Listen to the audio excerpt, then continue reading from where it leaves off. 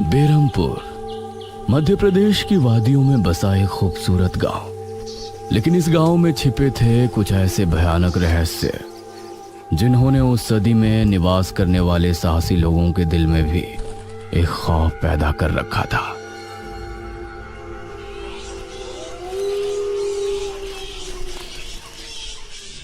आज तो बहुत दिनों के बाद मित्रों से मिलना हो रहा है, बहुत आनंद आएगा। अरे मदन, कहाँ जा रहा है इस समय? पिताजी, मेरे मित्रों से इतने दिनों बाद मिलना हो रहा है। वो सुबह होने पर वापस नगर चले जाएंगे। अरे तुझे पता नहीं क्या, आज शनिवार की रात है। आज के दिन निशिर मोलो गांव में घूमते हैं। पिताजी, चाहे निशिर मोलो आए या नरकासुर, मुझे आज मेरे मित्रों से मिलने से कोई नहीं रोक सकता। ठीक है, लेकिन ध्यान रहे, जैसे ही तुमको उनके कदमों की आहट सुनाई दे और उनका वो मंत्र जिसको वो दोहराते हुए आगे बढ़ते हैं, तो उन्हें बिना देखे किसी ऐसी जगह छिप जाना जहां से ना वो तुमको देख सके ना तुम उनको। और जब तक उनकी आवाज आना बंद ना हो जाए उनके सामने नहीं आना। वो 4 भयानक आदमी होते हैं जो अपने कंधों पर एक ताबूत को उठाए होते हैं, और अगर कोई उन्हें देख ले तो वो जिंदा नहीं बचता। मुझे पता है पिताजी, अब मैं चलता हूँ। यह कहकर मदन घर से निकल गया, लेकिन उसके पिता के चेहरे पर उसकी फिक्र साफ नजर आ रही थी। निशिर मोलो आ जाएंगे और साथ ले जाएंगे। ऐसा लगता है कि हमारे गांव के लोग अभी भी दूसरी सदी में जी रहे हैं। वो तेज तेज कदमों के साथ आगे बढ़ रहा था। कुछ देर बाद उसे जंगल की तरफ एक पगडंडी वाला रास्ता नजर आया। यहां से जाऊंगा तो जल्दी पहुंच जाऊंगा, यहीं से आगे बढ़ता हूं। बिना ज्यादा सोचे वो जंगल के अंदर बने उस पगडंडी वाले रास्ते पर आगे बढ़ गया।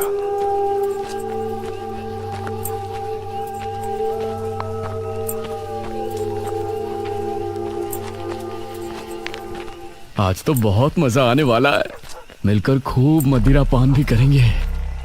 तभी उसे भारी कदमों की आहटों के साथ कुछ आवाजें सुनाई देने लगी। इन आहटों और आवाजों को सुनकर वह एकदम से चौंक पड़ा और उसकी आंखें डर से बड़ी हो गईं। हे भगवान! वो जल्दी से झाड़ियों की तरफ भागा और उनमें छिपकर बैठ गया। वो झाड़ियों की ऊंट में बैठा लंबी लंबी सांस ले रहा था। वो आवाजें अब और ज्यादा साफ होने लगी थी। उसे यकीन था कि अब वो लोग उसके करीब ही आ रहे हैं। उसने धीरे धीरे छिपकर अपनी एक आंख से उनको देखा और वो हैरान रह गया।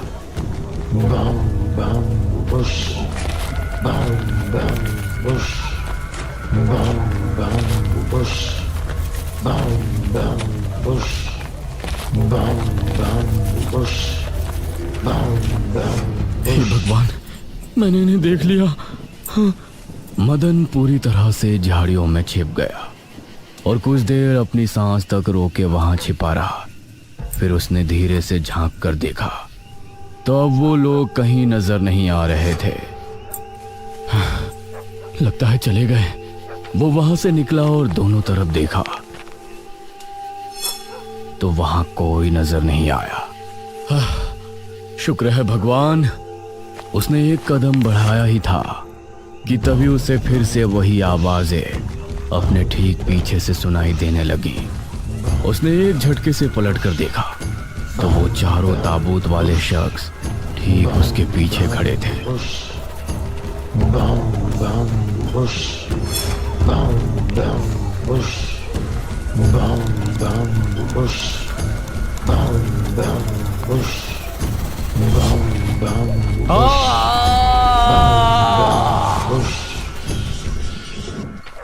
इस तरफ जब देर रात भी मदन वापस नहीं लौटा तो उसके पिता को उसकी चिंता होने लगी। उसने गांव के एक आदमी विपुल को साथ लिया और जंगल की तरफ रवाना हुआ।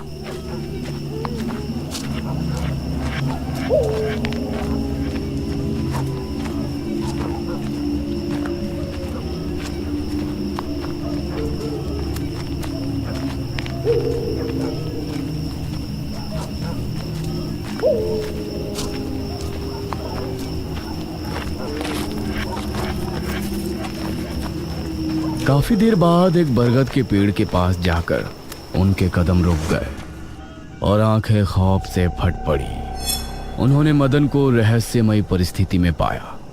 उसके चेहरे पर डर और आंखों में खौफ ऐसा नजर आ रहा था कि जैसे उसने हादसे से पहले बहुत ही भयानक मंजर देखा हो। मदन! 400 साल बाद अंधेरा जंगल, सुनसान रास्ता, चारों तरफ सिर्फ पेड़ पौधे और कोहरा। मेघना उनके बीच अकेली खड़ी थी। कोई है क्या? यहाँ कोई है? उसने कुछ कदम आगे बढ़ाए। उसके सवाल का कोई जवाब तो उसे नहीं मिला, लेकिन कुछ टपकने की टप टप की आवाज अब उसे बराबर आ रही थी। मैं यहाँ क्या कर रही हूँ? कौन लाया है मुझे यहाँ पर? वो खुद को वहां पाकर बहुत परेशान थी। तभी उसने देखा कि कोई चीज उड़ती हुई उसी की तरफ आ रही है। वो उसे हैरानी से देखने लगी। पास आने पर पता चला कि वो कोई विशालकाय भयानक पक्षी था। बचाओ! मेघना उससे बुरी तरह से डरकर भागने लगी और वो उसका पीछा कर रहा था। मेघना ने उसे पीछे पलटकर देखा तो वो उसको पकड़ने ही वाला था, लेकिन तभी मेघना एक पेड़ से टकराई। उसने देखा कि उस पेड़ से हरे रंग का पानी टपक कर नीचे गिर रहा था। मेघना उस हरे पानी को गौर से देख रही थी। तभी अरे ओ मेघना, उठ जा यार, कब तक सोएगी? मेघना आंखें मलते हुए नींद से जागी। उसने देखा कि सुबह के 9 बज चुके थे। ओह शिट, हम तो लेट हो गए। तूने मुझे उठाया क्यों नहीं? मेघना अपनी एक पार्टनर इशिता के साथ दिल्ली में रह रही थी, जहां वो एक लैब में काम किया करती थी। दोनों ने साथ नाश्ता किया और फिर तैयार होकर अपनी लैब के लिए निकल गई।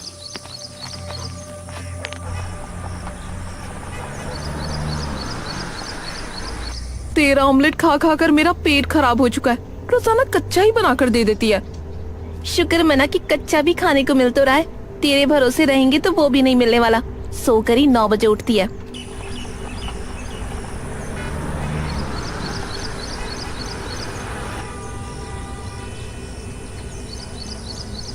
ये दोनों लैब में पहुंची और वहां जाते ही इशिता के पास प्रोफेसर जयदेव की कॉल आई। तुम दोनों ने इस बार बहुत समय ले लिया है। जो एंटीडोट बनाने का काम तुमको दिया था वो पूरा करोगे या नहीं? प्रोफेसर साहब, बस ये समझ लीजिए कि काम होने ही वाला है। आप हमें 3 दिन का समय और दीजिए। ये कहकर उसने कॉल काट दिया। तो इतने दिनों से प्रोफेसर को घुमा रही है। आखिर तू ये एंटीडोट तैयार करेगी कैसे? ये सुनकर इशिता ने एक किताब निकाली।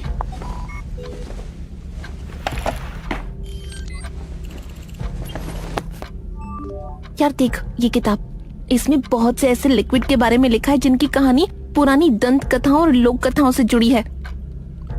तो तू कहना क्या चाहती है? मुझे इस किताब में बहुत ही अनोखे लिक्विड के बारे में पता चला है, जिसे मृत्युंजय अमृत कहते हैं।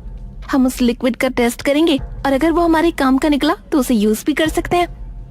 मृत्युंजय अमृत? देख, मैं तेरे साथ कहीं नहीं जाने वाली हूँ। ये सब बातें बकवास होती हैं। अरे देख तो सही, इस पेड़ से हर पूर्णमासी की रात ये हरा लिक्विड टपकता है। तभी मेघना ने देखा कि उस पन्ने पर किसी मृत्युंजय अमृत के बारे में लिखा था और उसमें ठीक वही पेड़ दिखाया गया था जो मेघना रोजाना अपने सपने में देखा करती थी। मतलब उस हरे पानी की बात ही इस किताब में लिखी थी। हे भगवान, क्यों हिला डाला ना, है ना इंटरेस्टिंग? मेघना ने कुछ सोचा और फिर जवाब दिया, हाँ तो हम दोनों कल ही बीरमपुर गांव के लिए निकलते हैं।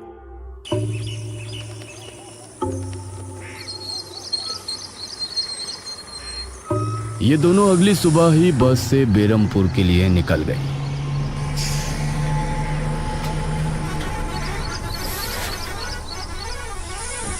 वैसे एक बात बता, तू मेरे साथ वहां जाने के लिए एक ही बार में कैसे राजी हो गई? मेघना ने सच को छिपाते हुए कहा, ऐसी अनोखी चीज देखने के बाद भला कौन नहीं होगा जो इसको देखना नहीं चाहेगा? ओहो, ये हुई ना बात। मैंने तुझे पार्टनर बनाकर कोई गलती नहीं की।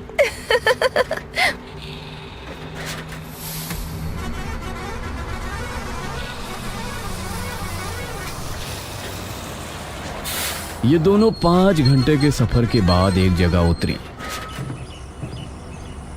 इनके ठीक सामने एक बड़ा सा गेट था जिस पर नाम लिखा था बेरमपुर। इशिता और मेघना ने जैसे ही गेट के अंदर कदम रखा तो अचानक से मौसम बदला। सूरज मानो बादलों के पीछे छिप गया और एक हवा अपने साथ आंधी ले आई। अरे वाह, गांव का मौसम तो बहुत ठंडा है। इधर गांव के लोग भी अचानक बदलते मौसम को देखकर हैरान रह गए। अरे ये क्या, अभी तक तो काफी गर्मी थी, ये अचानक आंधी कहां से आ गई? मुखिया जी, लगता है बारिश भी जरूर आएगी। इधर मेघना और इशिता दोनों ही गांव की तरफ बढ़ रही थी। यार, ये गांव के लोग ठीक तो होंगे ना? गांव के लोग तो ठीक ही होते हैं, अजीब तो हम शहर वाले होते हैं। ये बात तो तूने बिल्कुल पते की कही। इशिता और मेघना दोनों गांव के चौक पर पहुंची। वहां एक कुआं भी था और वहीं मुखिया भी 2 आदमियों के साथ खड़ा था।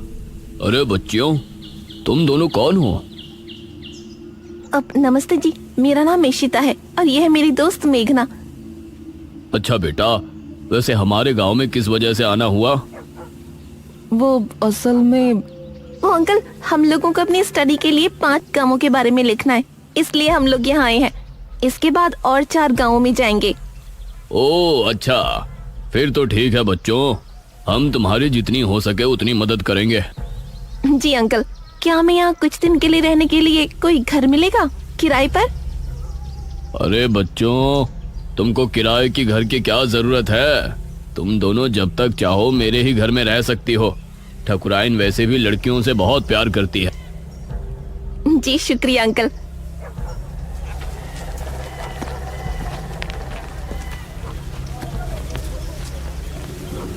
मुखिया इशिता और मेघना को अपने घर ले आया। तभी घर के मंदिर में जल रहा दीपक बुझ गया। अजी सुनती हो ठकुराइन? जी आई। ठकुराइन कमरे से बाहर आई।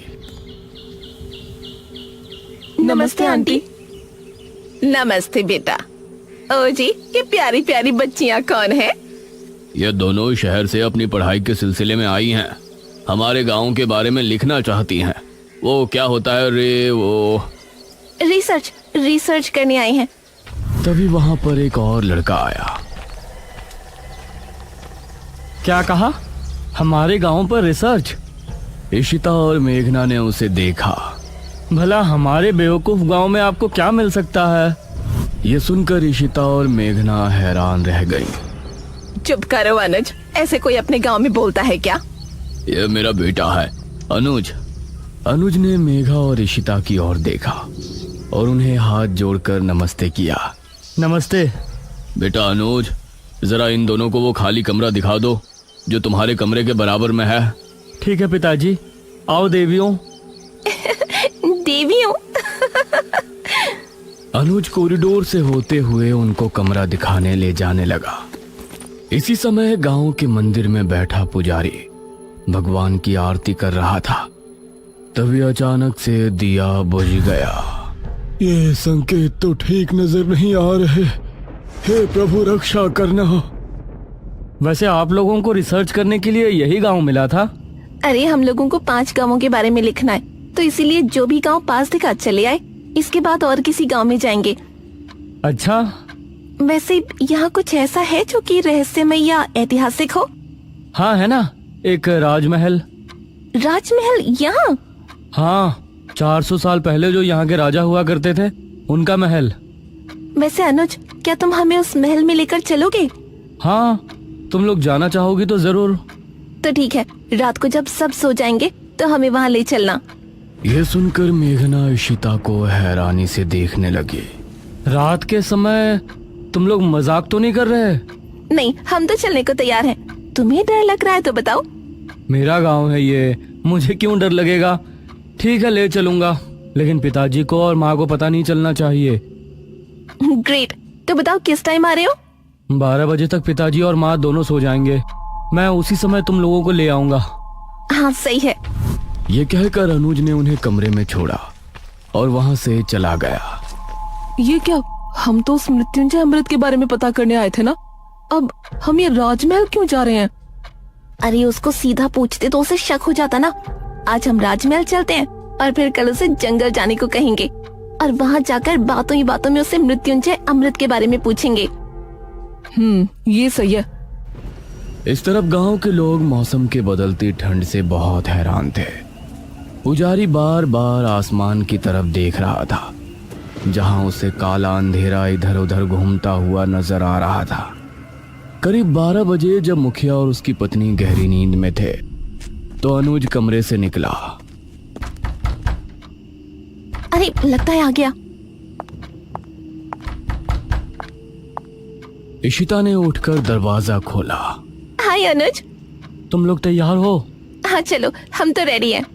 तो चलो। अनुज इनको लेकर घर से निकला और इन्होंने 2 गलियां पार कर ली थी। उफ, तुम्हारे गांव में हवा इतनी ज्यादा चलती है क्या? रोज तो नहीं चलती, लेकिन शहर की 2 लड़कियों के साथ लगता है उनके शहर का प्रदूषण भी आंधी के रूप में साथ आ गया। कुछ देर चलने के बाद ये तीनों एक बड़े से राजमहल के सामने खड़े थे, जिसे देखकर मेघना को कुछ याद आने लगा। ऐसा लगता है कि इस राजमहल को मैंने पहले कहीं देखा है। ये है राजमहल, राजा सूरजभान का। वाकई में काफी आलीशान है। यह कहते हुए इशिता ने अपने कैमरे में उसकी एक फोटो ली। हमें खिड़की से अंदर जाना पड़ेगा, इसका दरवाजा सालों से जाम है। ये तीनों एक खिड़की के रास्ते राजमहल में पहुंचे और वहां की हर एक चीज मेघना को जानी पहचानी लग रही थी। इस तरफ गांव में आंधी का बहाव बढ़ने लगा था। सभी अपने अपने घरों में आराम से सो रहे थे।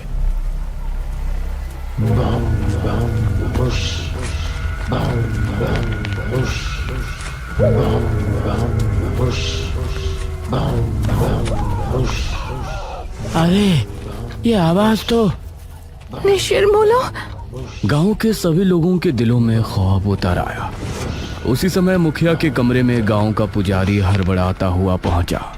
मुखिया जी उठिए। मुखिया चौंकता हुआ नींद से जागा। क्या हुआ पुजारी जी, इतनी रात में आप? गांव में निशीर मोलो की आवाज गूंज रही है, सब बहुत डरे हुए हैं। पुजारी जी, ये कैसे हो सकता है?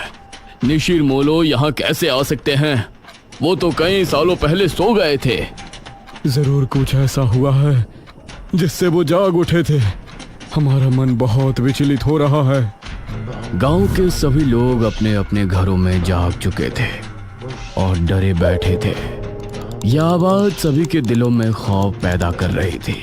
मेघना, इशिता और अनुज तीनों इस बात से बेखबर राजमहल में घूम रहे थे। ये कैसी आवाज है? हाँ, मैंने भी सुनी। ऐसा लग रहा था कि कोई सिपाही भारी जूतों के साथ गलियारे में चहलकदमी कर रहा है, लेकिन दूर दूर तक कोई नजर नहीं आ रहा था। उसी समय गांव के 2 आदमी संपत और कप्ता जंगल की सरहद पर बैठे हुए जुआ खेल रहे थे। अरे संपत यार, चल घर चलते हैं, अब बहुत समय हो गया। ओहो, अब तू हार रहा है तो घर चलते हैं। अरे चुपचाप पूरी बाजी खेल, इससे पहले तो मैं तुझे जाने नहीं दूंगा। हाँ। यह सुनकर कप्ता फिर से उसके साथ पत्ते बांटने लगा। उन दोनों को यह आवाज सुनाई दी।